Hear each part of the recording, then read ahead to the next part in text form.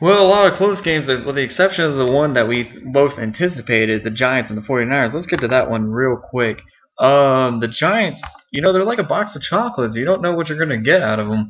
But in the first quarter, they both really standed each other off. The 49ers would take a field goal, but that would be the only lead of the game because the Giants would then follow that up with a touchdown pass to Victor Cruz. And of course, he did a little salsa dance, so that made it 7-3. And then the Giants would close out the half, kicking a field goal, making it a 10-3 deficit at halftime. Now, it wasn't much of a blowout. The 49ers still had a chance, but the Giants opened up strong with the big drive capped off by Ahmad Bradshaw touchdown, making it 17-30. And then the Alex Smith of old shows up as he would throw an interception to Antrell Roll, but the Giants only capitalized with the field goal, so it was 23. So he's like, okay, this is Alex Smith's first two-pick game since 2010. Surely nothing else will happen, right? Deja vu, another pick to Antrell Roll, which set up another field goal, 23-3. And then after that, nothing got going, as the Giants would only get a field goal for the rest of the game. But the Giants' defense played amazing today. 3 picks, 6 sacks, 8 tackles for loss. And Eli didn't have the most spectacular stats, but he didn't really need to, as the Giants cruised over the 49ers in the NFC title rematch, 26-3. Big win for the Giants, not only for the fact that they are now the sole leaders in first place in their own NFC East with 4-2, but now they made a statement saying we're still the best team in the NFC. We used to, or at least they wanted to think that, because I don't, well, they could be, really. I mean, the Falcons, despite the 6-0, they did struggle against a couple of teams they probably shouldn't have as much problems with. But either way, I don't know. We'll get into that debate later. But the Giants, they made a statement in this game, and they were showing that there were a couple punt return muffs away from being eliminated last year. Well, I think this was more of the statement, and the Giants really needed a win like this to boost their morale. And against a good team like this on the road, it was It was fascinating for a New York fan. The Giants are now 4-2. They take on RG3 and the Redskins at home next week. Meanwhile, the San Francisco 49ers, bad loss for them. Alex Smith looked the worst he has in the past couple years in this game. After blowing out your last two opponents, after winning both games by a combined score of 79-3, you only score 3 points at home in one of your biggest games of the season. And now they have to look to bounce back on short rest, as they have a Thursday night game at home against the Seattle Seahawks. And speaking of the Seahawks, let's get to them real quick. The Seahawks kicked off the first drive with a field goal, make it 3-0. But the Patriots quickly capitalized with a big touchdown pass to Wes Welker, making it 7-3. But then Russell Wilson says, well, I can do that too. Except it wasn't as long of a touchdown, but it was a 24-yarder to Doug Baldwin, making it 10-7. And then the Patriots would just bounce right back and then ended on a 1-yard touchdown pass to Aaron Hernandez, making it 14-10. And then they would stand each other off a little bit, and then the Patriots would get a field goal, making it 17-10 at halftime. We go on to the third quarter, where both defenses really stepped up to the plate, as only the Patriots would get a field goal and nothing else. It would be 20-10. And then the fourth quarter, the Patriots get another field goal with 9:21 left, making it 23-10. We thought maybe the game's over, but no. Russell Wilson stepped up to the plate, and he was delivering strikes and a 10-yard dagger or strike to Braylon Edwards, making it 23-17. Brady in offense couldn't get too much going, as he would throw another pick, and it would set up for a deep bomb to Sidney Rice, 46 yards, no controversy on this one, with a minute 18 to go, and it's 24-23 Seahawks.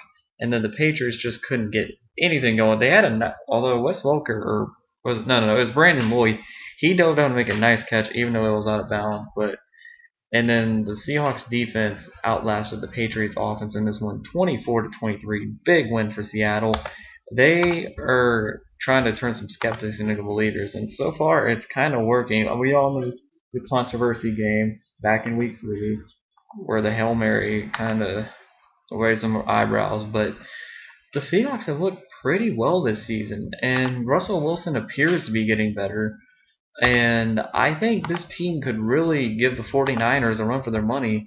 Thursday night will be a big test between the Seahawks and 49ers. And this could really set the tone for the rest of the season. I mean, for both teams. I mean, this is this is for first place in the NFC West Thursday night at Candlestick Park, and it looks like it's going to be a great game. The Patriots, tough break, 3-3. I don't know, like, because Brady threw a career high 58 passes today. I don't know. I don't know what to say. I mean, I don't want to say this is a bad loss because really Seattle's a better team, or not that better team, but they're a pretty good team. They're 3-3. I think they needed the win to really get a cushion over the rest of the AFC East, and they're now tied with the New York Jets at 3-3 with a key matchup next week at Gillette, and it will be a good game. I will believe. Now let's go on to the Buffalo Bills, Arizona Cardinals. Bills getting trampled last week, 45-3 against the 49ers, and then they struggled against the Patriots in the second half. Sorry, I'm stuttering today.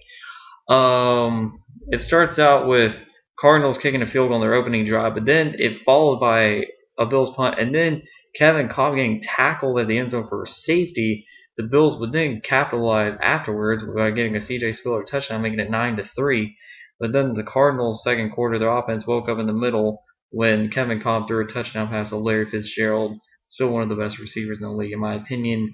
It made it 10-9 at halftime. The third quarter, they're both defenses are playing really well, and then the Cardinals kicked a field goal, making it 13-9. And then the Bills would drive down the field and finish it off with a Fred Jackson touchdown, making it 16-13. Now, the questions are raised as in Kevin Cobb would get injured in this game, so enter John Skelton, and Jay Feely was forced to kick a 61-yard field goal.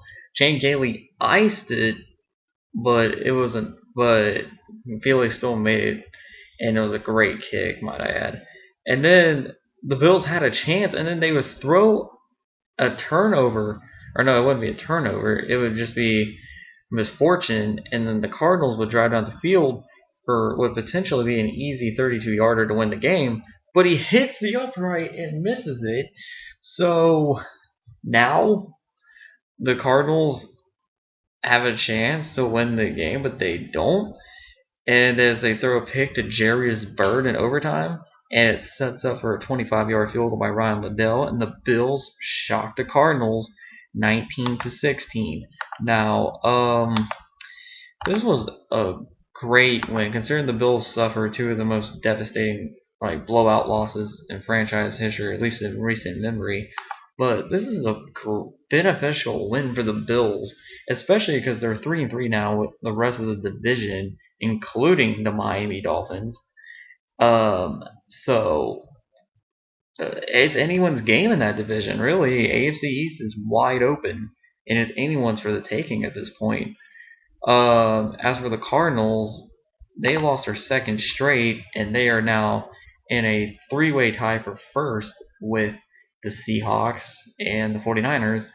The only one who's not 4-2 is the Rams, who are 3-3, 500, who beat the Cardinals and sent them to the first loss. The Cardinals, are they in trouble? And how long is Kevin Cobb going to be out? Nobody knows, because John Skelton, he struggled in the time he was in. 2 for 10, 45 yards, and a key interception that was their downfall. And the Cardinals lost Brian Williams for the year, so I mean, I don't know. It's a very dicey situation in Arizona. And last but not least, we have Minnesota, Washington. It started out with 3 field goals in the first quarter by Blair Walsh, making it 9-0. And then the Redskins would follow the last field goal by the Vikings with a field goal of their own, making it 9-3. And then the Redskins would turn it on as they would get a touchdown from Alfred Morris with 2:27 left. And then just 13 seconds later, the Vikings would turn it over back to the Redskins, and then RG3 would throw a touchdown to Darrell Young, making it 17-9. And then the third quarter, RG3 drove down the field, finished it off. He ran it in with a 7-yard run, 24-9. And then the Vikings would only follow it up with a field goal by, once again, Blair Walsh, 24-12. And then this is where tragedy struck for Christian Ponder in the fourth, as he would throw a pick six to Madieu Williams, making it 31-12.